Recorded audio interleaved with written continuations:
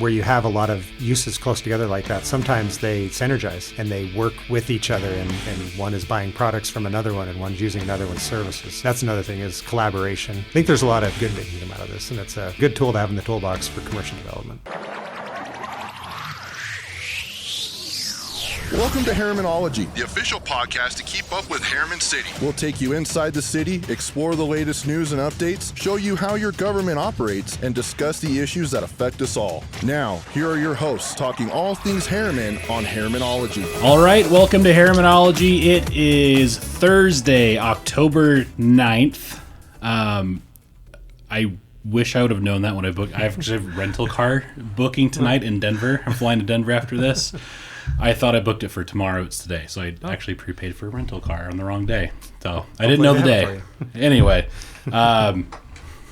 nobody cares about my car rental. I'm John LaFolle, Communications Manager for Herriman City, joined today by Blake Thomas, our Community Development Director. How are you doing? Doing great. How are you feeling about your Cubs? Go Cubs, go. They do or die tonight. Yeah, good luck. Trying to stave off elimination. Yeah. So last night we had a city council meeting. There were several items, and really just several. It was actually kind of a short agenda, but ended up being about a 9 o'clock meeting or so.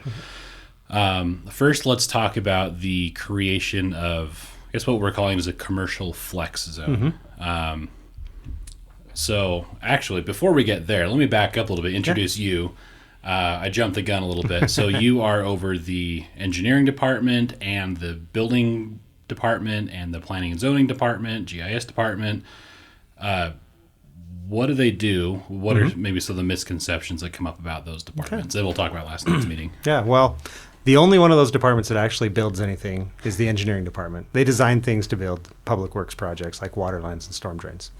The building department doesn't build anything. They review building plans. So whatever's brought to them, we have a set of building codes that have been adopted, and everything is reviewed to make sure it adheres to the building code. And that's basically the minimum standard. So they're not out making sure, your baseboard's straight. They're making sure that the plumbing's installed right, it's vented properly, electrical's installed properly per code. So that's the building department. And planning department, they're not out zoning every piece of land for exactly what they want. The state legislature requires us the city, to have a general plan. And so the planning commission and city council adopt the general plan. It's prepared by the planning department and then proposed, and then that was approved, and then the zoning plan the zoning map gets approved, and that has to comply with the general plan. So the planning department is receiving applications for new subdivisions, residential, commercial, things like that, and they make sure it adheres to the zoning plan or the general plan. And if it doesn't, they have to go do an amendment. That's a whole process. And if it does, then they go through the steps to get their project approved. And so that's the planning and building departments, and engineering in a nutshell. GIS supports engineering, and GIS generally supports every department in the city. They help out with events, they help out with police, they help out with everything. So they map everything. We know where every piece of water line is, where every fire hydrant is, where every street light is, every valve, thanks to the GIS department. So, yep. So back in that, one of the misconceptions we see a lot is, the city should have planned this better, and they blame the planning department. It's like, well, it's not quite how that works. Or the planning, like, they should have put this business. Oh, of note, but you're also over economic development. I missed that one. Economic development and the planning department should have put this business here. That's also not how that works. Yeah, if it's zoned commercial, and there's a McDonald's across the street, and McDonald's comes in with an application on a commercial piece right across the street, we can't tell them no. We have to review it and approve it. And so you often we hear a lot about car washes being on every corner. If it's zoned commercial, we either have to go into the code and say car washes aren't allowed anymore, or we just keep having to accept their applications and approve them. So our hands are kind of tied. There's a set of rules, and there's a reason for that, property rights and things like that. So yeah, that's a nutshell of what we do is we're just following the rules that are set out for us and sticking to the rules. Yeah. Now let's go back to last night's meeting. There were several items that kind of touch some of your different departments, and so you have your hands on at least somewhat in each of those. So we'll talk about the commercial flex zone. You kind of give an introduction to the city council, but for the handful of people that weren't watching live, why is that a thing? Why did that get approved? What was the kind of the idea behind all that? So yeah, we were looking at our zoning, our commercial zones, and we have a handful of uses that are allowed in a bunch of different commercial zones, and there's kind of a missing middle of commercial zoning is what we were kind of looking at. We have your intense uses like your light manufacturing and things like that. Those are the M1 and M2 zones. And almost all of those uses are located down off of Porter Rockwell. And that's the only use where self-storage is allowed right now in Herriman.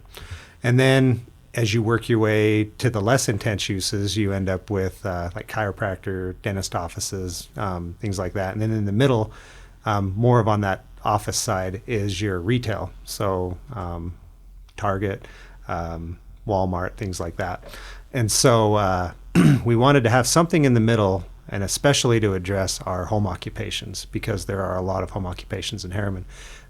As they grow up and grow out of their home, there's not a lot of options for them in Herriman. There aren't a lot of options for them in Herriman to go and expand their business. So they're either leaving to go to a neighboring city or just cramming into their house, and then that's not good for the neighborhood or anything. So, or for them. And so we were hoping to give another tool in the toolbox to people that want to expand businesses to have a mini flex space is what we're looking at, or a maker space, so that they could expand into a smaller site, create maybe some other places closer to the city center than Porter Rockwell is to have those opportunities. And so we wrote a new zone that allows for certain uses that would address some of those things, like we talked about plumbers or woodworkers maybe working and growing out of their home and moving into a space. You could have like commissaries was a new use that we added in there, where maybe a food truck wants to prep food somewhere else but then put it in their food truck and go and sell it elsewhere. So this would be a great use for one of those. And then this also, under certain restrictions, if you're over 5 acres, you can have self-storage on site too. It's a conditional use, so you'd have to meet some other requirements, but it allows for self-storage to be used or built closer to the town center, closer to the residential center of the city, rather than all the way down on Porter Rockwell. So yeah, I was thinking of, there was recently a local business, Livy and Kate Clothing, that was a home occupation business. They ended up moving into one of the larger kind of warehouse settings, but that doesn't always make sense. Sometimes there's a smaller space needed. As you had a map up last night, I almost kind of thought it in my own head as like almost a commercial apartment complex idea, where and maybe that's not a great comparison, but in that you can have multiple tenants in smaller spaces that make sense, where they may not work in some of those kind of retail sort of areas or larger warehouse areas. That kind of gives them an option outside of the home. Yeah, and as we've talked to some of the people that have developed and operated some of these facilities like this, they find that where you have a lot of uses close together like that, sometimes they synergize and they work with each other, and one is buying products from another one and one's using another one's services. And so that's another thing, is collaboration. I think there's a lot of good that can come out of this, and it's a good tool to have in the toolbox for commercial development. Now, this zone wasn't applied to any specific property, but you did mention there are some commercial properties, commercially zoned properties in Herriman that haven't been developed for one of a lot of reasons. It could be, I think you listed out, maybe not great access to a main road, or with the way slopes are, maybe not a great sight line, so you don't get as much visibility, where those property owners can now apply for this zone, and if it makes sense, the city council can approve it and put something there, so we have some commercial development that maybe wouldn't have otherwise occurred. Would that be a fair way to put that? Yeah, and the uses that we allowed in this zone or made as permitted are a little bit more broad, and so a lot of these sites, like you talked about, poor access, poor visibility, don't lend themselves well to like a retail center, because if you build something, people aren't always going to come. And so these other uses will allow that, to be utilized better. It won't ever work as a retail center, but it could really work as a place where someone is doing their home occupation and moving it into there. And some of those service-oriented. Don't have a lot of customers coming to it, but they're providing service, driving out and doing things like a food truck commissary. Yeah. So we'll see if those if applications come for that, but a very interesting tool that now exists in the Harriman toolbox that didn't before. Yep. There was also the other voting item last night was, I guess there was another one technically, the consent agenda, but we won't bother with that for now. But there was a master development agreement amendment. Mm-hmm. That's a lot of words, but maybe a bit of background here. We've talked about an auto mall for several years, and there are several property pieces to that that the city and the development partner worked out an agreement to try to encourage an auto mall to come into a specific area. But one of those properties hasn't developed kind of how we hoped. It's kind of in a weird spot. It's a weird shape, just off 126th Herriman Boulevard. It's like 52-ish, 100 West, somewhere around there. It's kind of we call it a crescent piece because it's shaped like a croissant. Yeah. And there was an idea there. It didn't work out, but a company's come in interested in building a facility there. But the existing agreement, master development agreement between the city and the developer, previously didn't allow that exact use to come in. Mm-hmm. So they applied for an amendment to the agreement to see if this is something the city was interested in. Yep. Yeah, so it was more of a traditional, it was more of a mix of like the M1 and C2. It was wholesale and warehousing with a little bit of retail on it. It probably could have worked with the CF zone too, but they didn't know that was coming. So timing. So anyway, this MDA amendment would allow this wholesale warehousing use on this site. This site was originally going to be the Herriman Public Works Yard. We had it planned for that. And before that time, it was a contaminated soil repository for developments that were done in the early 2000s. And so it's always needed to be something that was commercial or some type of industrial use to minimize the cost for contaminated soil cleanup, because housing would not work on that site. Yeah, because there are different levels of remediation for housing versus like a warehouse sort of thing. Yeah, there's EPA allowable levels that the city administers are elevated for commercial or industrial uses. So public works yard and commercial or manufacturing has that higher allowance. Yeah. So the council did agree to this. There were a couple of discussion items that ended up taking like an hour and 50 minutes to get to that point. But there were two. In fact, there was a public comment earlier in the meeting from a neighbor who had a lot of things to say. Generally, the neighbors seemed to be fine with the idea. They were concerned about maybe a sight line and some sort of buffer between the facility and their neighborhood. And then they talked about the contaminated soils, and the council and developer eventually settle on, okay, we'll do a 5-foot berm, like a landscaped berm between the facility and the neighborhood to block, headlights and just kind of general visibility. So there's that, and then just making sure the contaminated soils were appropriately dealt with. Yeah. Yeah, the buffer is a big deal. The standard buffer is only like 30 feet from the property line to the building. This berm and the landscaping improvements that they're proposing on there provides a much larger setback. And then there's a fire lane on the north side of the building and a parking lot on the east side. And so that even provides more buffer from the property line to the building itself. We don't expect hardly any traffic on that north side of the building. Like I said, it's a fire lane in case the fire truck has to go around. No delivery trucks will go around that way. So it should be a good buffer. And then they are going to require the landscaping per the commercial zone in that buffer area. So that'll be, I think it's 20-foot spacing on the trees, and they'll landscape the top of the berm and down the berm as well. So there should be a good landscape buffer to provide a little bit more privacy for those residents than would have been provided if they just followed the city code. Yeah. And the contaminated soil that's the one that's we've dealt with a lot in this area. Actually, the homes all around that area were on contaminated soil, not as elevated as this site is, where it was a repository, but all the homes in that whole area are built on areas that have been remediated already. And most of the soil from the area is on this Crescent parcel. So there's a process that we have to follow for that cleanup. There was a document prepared by the EPA in, I think, 1999 called the Record of Decision. And in that document, it identified this area as an operable unit, and they identified it as 3. There's like 6 or 7 or 9 operable units, but operable unit 3 is the most important to us because that one was the one that EPA designated as Herriman's jurisdictional control over. We adopted standards, cleanup standards, allowable concentration levels for lead and arsenic. That is what the contamination is. It came down from mining operations prior to Kennecott.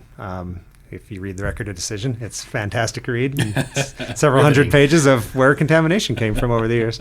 And they found that the contamination attached itself to the rocks and sediment, and then it was transported down from there with irrigation ditches when all the farmers flood irrigated their fields out here in Herriman when it was a farming community in the late 1800s, early 1900s. And so as they took those samples back to the lab, from what I've read, it was not very bioavailable. And so they allowed elevated levels because the contaminants don't leach out of the material, and they don't. People have grown gardens out here. I think the document says they don't recommend growing gardens, but there have been people I've talked to that have grown gardens their whole lives out here, and they haven't had any health concerns. Regardless, we have a cleanup process. They're going to have to go out and assess what is there and how deep it is and what extent it is, and then they prepare a plan that says how they're going to clean it up. They follow the plan.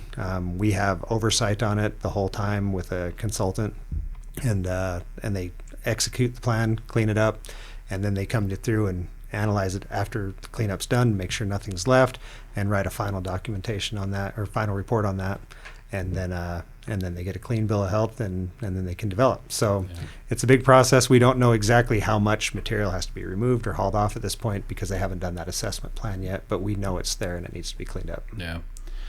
And this is probably more detailed, more in the weeds than we do for most things, but there are a lot of interesting elements to it, like the contaminated soils. We do get questions about that from time to time. People read online and they get curious about, the contamination, and like the air like the contaminated soils don't create like a toxic dust or anything. Like, it's just in the ground.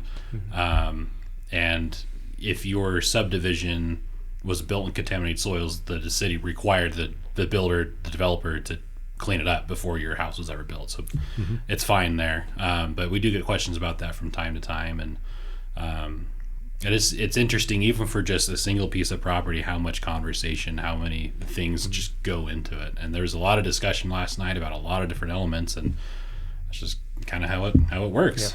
Yep. So we'll move on to one more topic. So in the work meeting, and listeners will be familiar with this, but so no final votes are taken there, no final decisions, but staff was proposing a potential ordinance change to really protect our roads, especially newer roads, from utility cuts. So basically, if a gas line or a water line or whatever, some underground utility of some sort, there's only one way to get, well, there are a couple ways to get under the ground. We can talk about that. There's boring, or you can cut the pavement and dig and trench, and then you fill up and patch it.